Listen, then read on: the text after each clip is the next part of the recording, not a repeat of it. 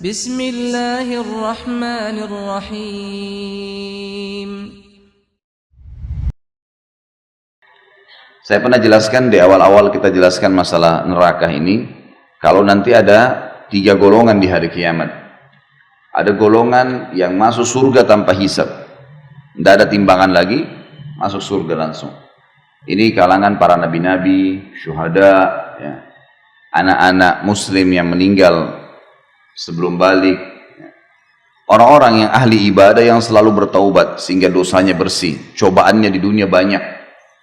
Orang yang sering kita lihat dari cobaan ke cobaan, dari cobaan ke cobaan tidak selesai-selesai, sementara dia orang beriman. Nah, ini adalah orang-orang yang tanda-tanda akan masuk surga tanpa hisab, karena cobaan itu membersihkan dosa-dosanya.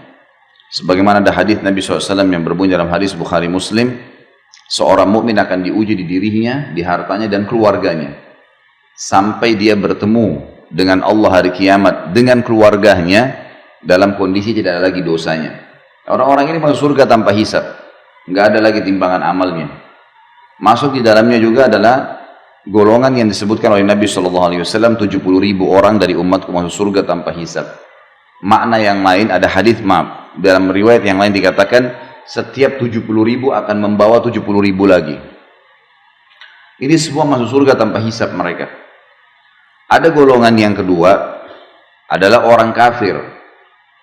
Ini langsung masuk neraka tanpa hisab juga, karena hisab itu timbangan amal. Orang-orang kafir, munafik dan orang musyrik, 3 ini nggak ada timbangan amal, nggak perlu ditimbang amalnya, langsung masuk neraka. Begitu sudah menerima bukunya dengan tangan kirinya, dia udah tahu dia akan ke neraka, udah selesai, digiring oleh Allah, disuruh oleh Allah SWT, para malaikat menggiring mereka masuk neraka. Jadi ada yang masuk surga tanpa hisab, ada yang masuk neraka tanpa hisab, tidak ada lagi timbangan amal. Nah, tersisa di tengah-tengah adalah orang yang ditimbang amalnya. Orang yang ditimbang amalnya ini ada 2. Ada orang yang nanti setelah ditimbang amalnya, ternyata amal solehnya lebih banyak.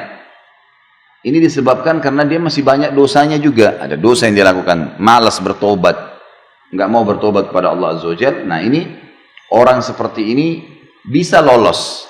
Misal amal solehnya 100.000, dosanya misal 90.000, ada 10.000 selisihnya. Nah, dia lolos nih, tapi ditimbang dulu, dihisab dulu.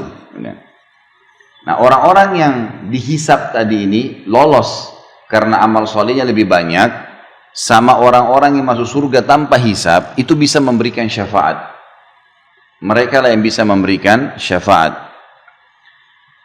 Golongan yang lain di dalam orang yang ditimbang amalnya, sekali lagi tadi ada orang tidak tanpa ditimbang masuk surga tanpa hisab, ada orang yang masuk neraka tanpa hisab. Di tengah-tengah adalah orang yang ditimbang amal. Orang yang ditimbang amal ini ada 2 golongan lagi. Golongan yang ditimbang amalnya dan memang secara murni tanpa ada bantuan dari manapun, tanpa ada syafaat, memang amal solehnya lebih berat daripada dosanya. Cuma dia ditimbang karena dosanya masih banyak. Tadi saya kasih contoh, misal amal solehnya 100.000, dosanya 90.000. Nah, ini berarti dia selamat masuk surga, tapi dihisab dulu, gitu kan? Nah, orang seperti ini dengan orang-orang yang masuk surga dari awal tanpa hisab bisa memberikan syafaat, dia bisa memberikan pertolongan. Golongan kedua dari orang yang ditimbang amalnya adalah orang yang ditimbang amalnya, tetapi amal buruknya lebih berat. Amal buruknya lebih berat. Misal kita balik tadi, ada orang yang lolos 100.000 pahala, 90.000 dosa. Kita balik, orang yang ditimbang kedua ini adalah dosanya yang 100.000, pahalanya yang 90.000. Ini orang masuk neraka. Secara hitung-hitungan, dia harus masuk neraka dulu, bersihin yang 90.000 itu. Tapi di sini ada banyak pendapat ulama. Yang pertama dikatakan, kalau dosanya 90.000, dosanya 100.000, ini misal, pahalanya 90.000, maka dia disiksa di neraka sesuai dengan kadar selisihnya saja, bukan semua dosanya, karena dia punya amal saleh. Dia punya amal saleh. Jadi misal kadarnya cuman beda 10.000, ya 10.000 itulah yang disiksa di neraka, karena yang lainnya dianggap berimbang dengan amal salehnya. Makin banyak dosanya, makin lama di neraka. Misal kalau selisihnya banyak sekali, dosanya 100.000, mungkin amal solehnya cuma 1.000. Ini berat buat dia, dia akan disiksa. Bahkan ada orang hari kiamat, amal solehnya tidak ada sama sekali. Kalaupun dia ibadah, sholat, riya, sedekah, riya, atau tidak ada yang dia buat, mungkin cuma seumur hidupnya cuma 2 kali sedekah. Mungkin ada orang cuma 2 kali sholat, muslim tapi tiap hari buat dosa, dusta lah, dengar musik lah, inilah, itulah, zina lah, macam-macam. Dosanya banyak. Nah ini berat ini, dia akan masuk neraka sampai bersih dosa-dosanya itu kan. Nah, baik. Jadi di sini orang yang ditimbang amalnya. Yang kedua ini adalah orang yang dosanya lebih berat, lebih banyak daripada amal soleh, dia akan masuk ke neraka. Kita masuk ke bahasan kita masalah syafaat. Orang yang masuk surga tanpa hisab tadi, dengan orang yang sudah lolos murni memang karena pahalanya banyak, dosanya ada tapi pahalanya lebih banyak, mereka boleh memberikan syafaat. Yang diberikan syafaat adalah orang yang tadi ini, yang ditimbang dosanya lebih banyak daripada amal solehnya. Tidak ada syafaat bagi orang kafir, nggak ada syafaat untuk orang munafik, nggak ada syafaat untuk orang musyrik. Yang kekal-kekal di neraka ini nggak ada syafaat, nggak ada pertolongan buat mereka, nggak ada orang-orang ini keluar dari neraka selamanya abadi. Yang kena syafaat hanya golongan kedua tadi yang ditimbang amal itu, hanya itu saja. Yang lain nggak ada lagi. Ini yang dimaksud dengan syafaat. Nah, yang memberikan syafaat tadi adalah orang yang lolos murni karena pahalanya lebih banyak dan para orang-orang yang masuk surga tanpa hisab. Amin. Dibersihkanlah. Nah, orang-orang yang masuk neraka dulu dari orang yang ditimbang amalnya, dari kaum muslimin atau kaum mukminin, orang yang beriman. Di dalam ilmu agama kita diberikan istilah dengan usatul mukminin. Usat itu maksudnya ahli maksiat. Maksiat, usat itu artinya orang-orang yang berbuat dosa, tidak sempat taubat, mereka masuk neraka nih. Nah, pada saat masuk neraka, disinilah saatnya syafaat. Saatnya syafaat. Diberikanlah syafaat ke mereka dari kerabatnya, dari teman-temannya. Bahkan Nabi Muhammad SAW sendiri memberikan syafaat. Gitu kan. Nah di sini akan dikeluarkan mereka. Tapi mereka sudah masuk ke neraka. Dan Allahu a'lam berapa lama. Gitu kan. Allahu a'lam. Ada juga pendapat ulama mengatakan, syafaat orang-orang yang masuk surga tanpa hisab, mereka bisa memilih kapan mereka memberikan syafaat. Mereka bisa memilih kapan memberikan syafaat. Misal sebelum masuk surga pun Nabi Muhammad SAW dan para nabi-nabi bisa memberikan syafaat sebelum masuk surga. Jadi masih selesai timbangan amal, orang-orang masih pada lewat di atas sirat, itu sudah ada syafaat-syafaat mereka. Ada orang-orang yang dapat syafaat. Contoh misal, ada orang dosanya 100.000, tadi pahalanya 90.000, selisihnya kan 10.000 ya. Nah dia mendapatkan syafaat nih, syafaat nabi-nabi, syafaat Nabi Muhammad SAW misalnya, syafaat seorang keluarganya yang mati syahid.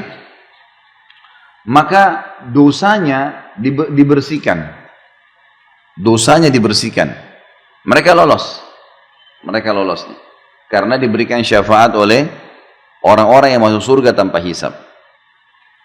Ada juga orang yang dapat syafaat tapi bukan dari golongan yang masuk surga tanpa hisab, cuman dari kerabatnya yang lolos tadi timbangan amal tapi sedikit. Misal tadi masih ingat saya bilang kalau ada orang yang murni pahalanya 100.000, dosanya 90.000, kan dia lolos masuk surga ya. Dia punya selisih 10.000 kan.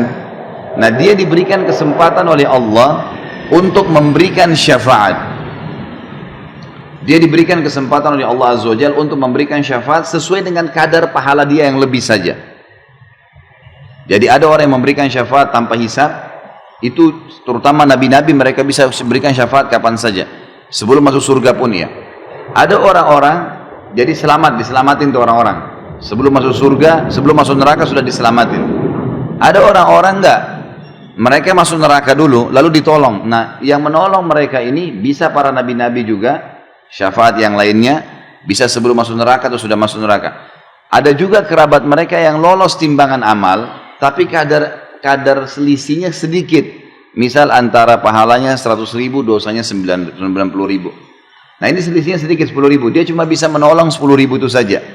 Misal ada kerabatnya ternyata butuh 9.000 pahala, dikasihlah sama dia. Bukan dikasih dari pahala dia ya, kadar itu bisa dipakai. Dia bantulah, misalnya ibunya kurang 9.000 dikasih sama dia. Sisa 1.000 dia kasih kepada adiknya misalnya. Tapi adiknya ini punya dosa 5.000.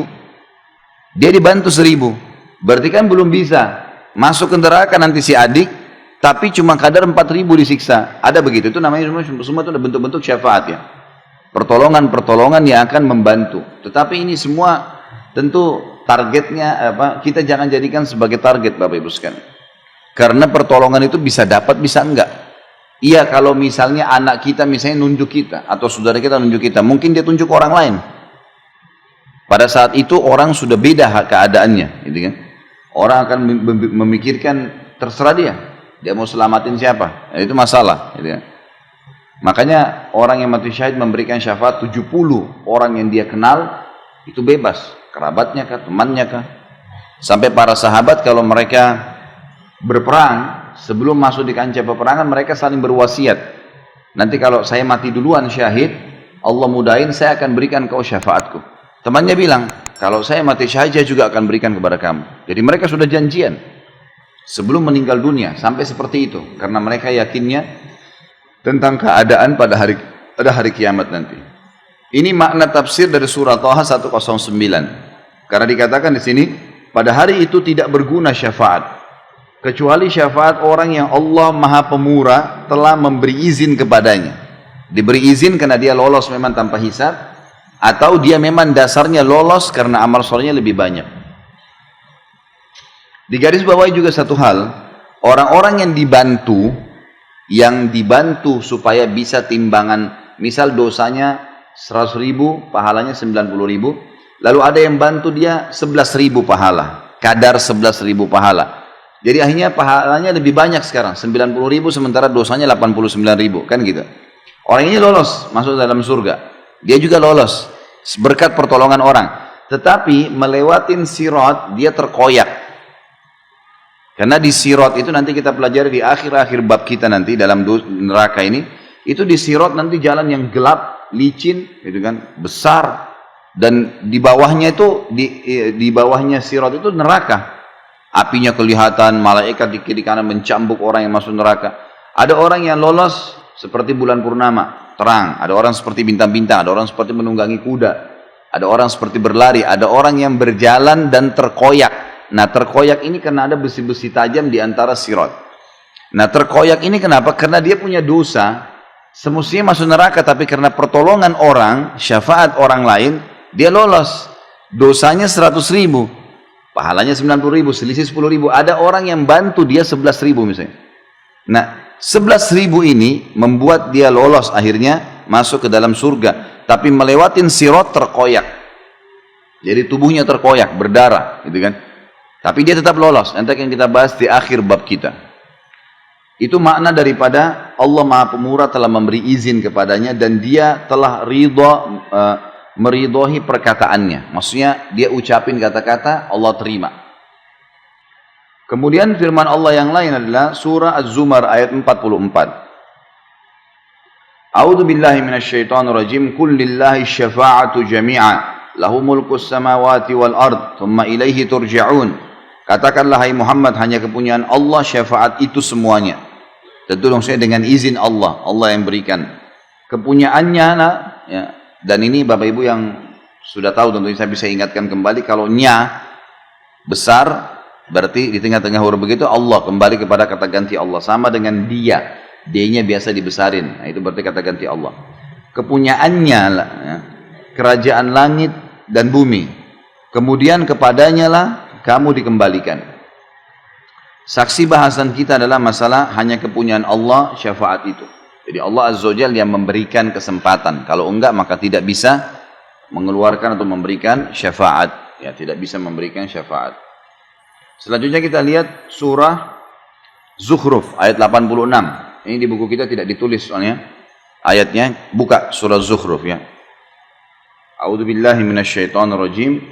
ولا يملك الذين يدعون من دونه الشفاعة إلا من شهد بالحق وهم يعلمون.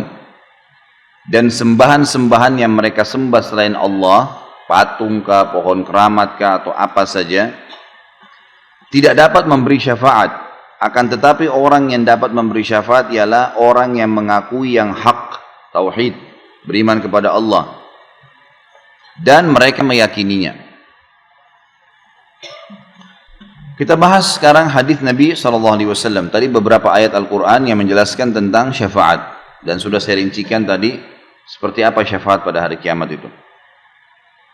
Di dalam hadis riwayatkan Imam Bukhari dan juga Imam Muslim, Abu Sa'id Al-Khudri radhiyallahu anhu meriwayatkan dari Nabi SAW, yadkhulu ahlul jannatil jannata wa ahlun nari nara.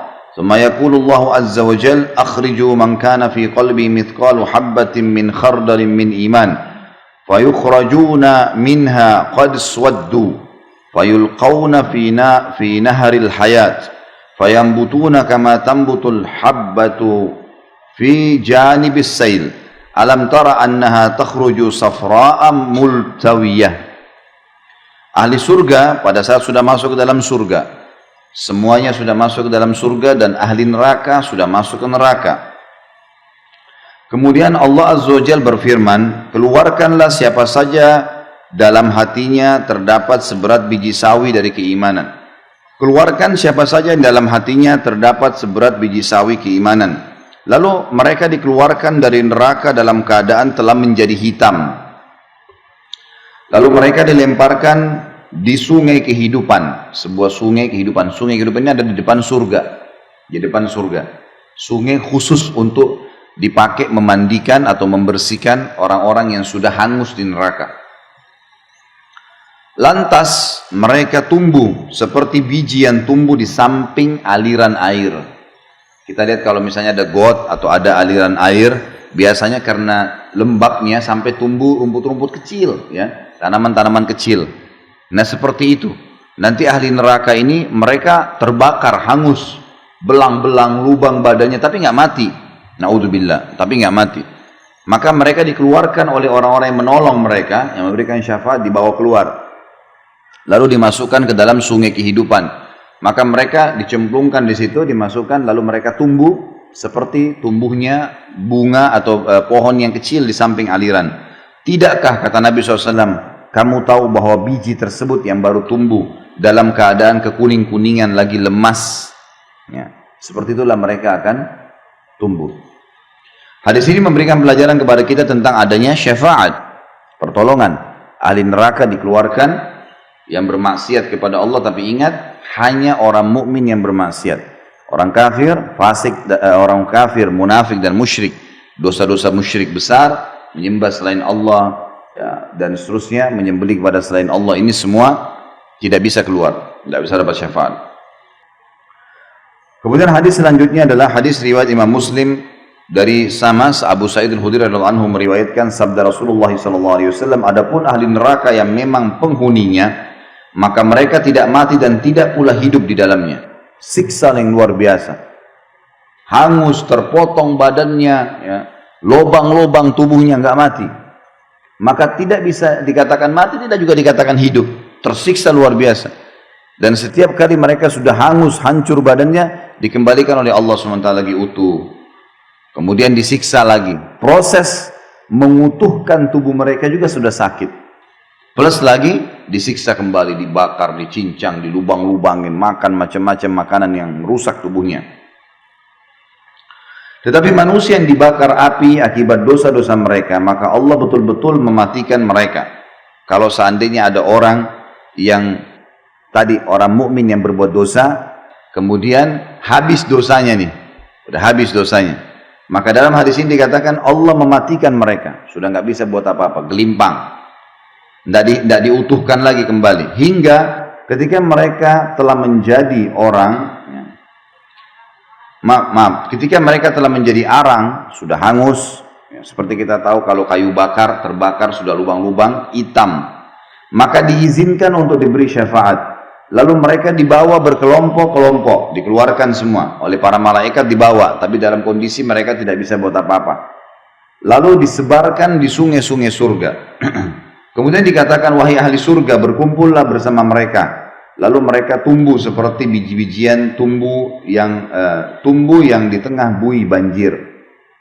Jadi maksudnya nanti orang-orang ahli surga akan memberikan syafaat, dia sebutkan misalnya siapa, atau dia datang sendiri menunjuknya, malaikat akan mengambil siapa yang ditolong itu, tapi dalam kondisi memang orang-orang mukmin yang sudah dapat syafaat ini dalam kondisi sudah lemah, sudah nggak bisa bahasakan di sini, mati. Tapi kan kita sudah tahu ya, tidak ada kematian di akhirat. Jadi ini cuma bahasa mati, artinya sudah tidak diperbaharui lagi oleh Allah SWT. Karena ahli neraka masih punya dosa, apalagi orang kafir, naudzubillah, terus rusak diperbaikin, disiksa lagi, rusak diperbaikin. Begitu, tidak ada batasnya, kekal selamanya. Maka orang-orang ini akan dikeluarkan oleh para malaikat lalu dibawa ke sungai. Lalu dikatakan ke sungai di depan surga. Lalu dikatakan kepada penghuni surga, kumpullah. Maksudnya kumpul di sini ada hadisnya nanti menjelaskan.